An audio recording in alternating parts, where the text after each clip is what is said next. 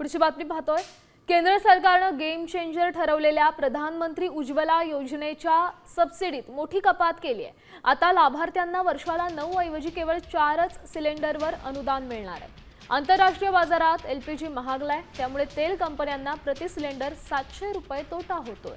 त्यामुळे आता उज्ज्वला गॅस योजनेतल्या लाभार्थ्यांना 4 अनुदानित सिलेंडर नंतर पुढच्या प्रत्येक सिलेंडर खरेदीसाठी 942 रुपये मोजावे लागणार आहेत।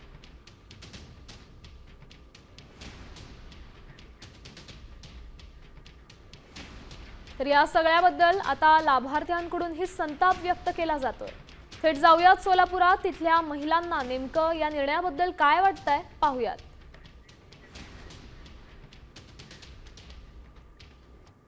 कळेना गेले कारण आजचे दिन आले म्हणले 9 जे गॅस असतात वर्षातनं 9 गॅसला सबसिडी दिलेली होती उज्ज्वला योजनेअंतर्गत। आता काल परवा आम्ही ऐकलं की फक्त 4 सिलेंडरलाच सबसिडी मिळणार आहे, म्हणजे जवळपास 300 रुपयाचा तोटा ह्यामध्ये होणार आहे।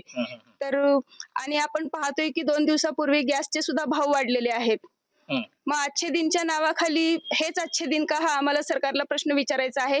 घर कसं चालवायचं आता? गरीब लोक काय करणार? आता पगारी पी नाहीत आम्हाला।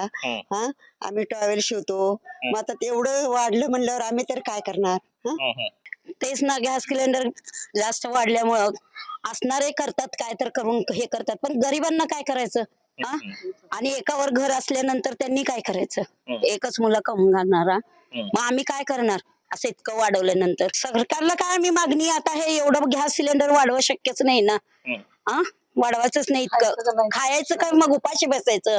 एक टाइम पण खायला मिळणार नाही असं म्हणल्यानंतर